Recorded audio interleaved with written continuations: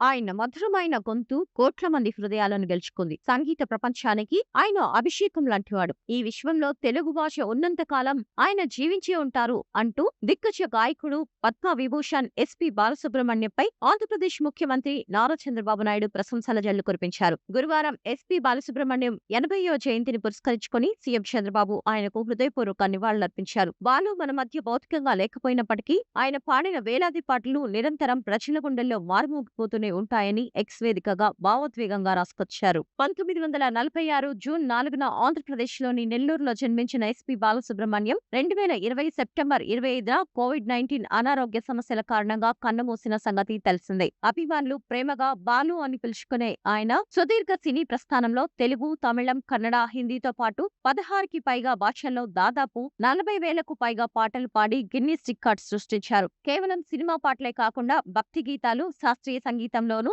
తనదైన ముద్ర వేసి దక్షిణాది సంస్కృతికి ఐకాన్ గా మారారు. ప్రేమైన, విరహమైన, భక్తి అయినా, ఆఖరికి మరణమైన మనిషి జీవితంలోని ప్రతి భావానికి బాలు తన కళంతో ప్రాణం పోశారు. బాలు 80వ జయంతి సందర్భంగా తెలుగు రాష్ట్రాలతో పాటు దేశవ్యాప్తంగా వినూత్న కార్యక్రమాలు నిర్వహిస్తున్నారు. ముఖ్యంగా సంగీత కళాకారులు, అభిమానులు కలిసి ఎస్పీబీ 80 ఎటర్నిటీ పేరిట ఒక ప్రత్యేక డిజిటల్ క్యాంపెయిన్ ప్రారంభించి ప్రతిరోజు ఆయన రేర్ సాంగ్స్ ను విడుదల చేస్తున్నారు. అలాగే చెన్నైలోని ప్రతిష్టాత్మక ద మ్యూజిక్ అకాడమీ వేదికగా బాలుకు ఘన నివాళులర్పించేందుకు భారీ సంగీత విభావరి కార్యక్రమాలను ప్లాన్ చేశారు. తరాలు మారిన ఎస్పీబీ స్వరమాధుర్యం ఇప్పటికీ శ్రోతలను మంత్రముగ్ధులను చేస్తూనే ఉంటుంది. ముఖ్యంగా తెలుగు నేలపై ఆయన జయంతి వేడుకలు ఇరు రాష్ట్రాల ప్రజలకు ఆయనకు ఉన్న అవినాభావ సంబంధాన్ని మరోసారి గుర్తు చేస్తున్నాయి.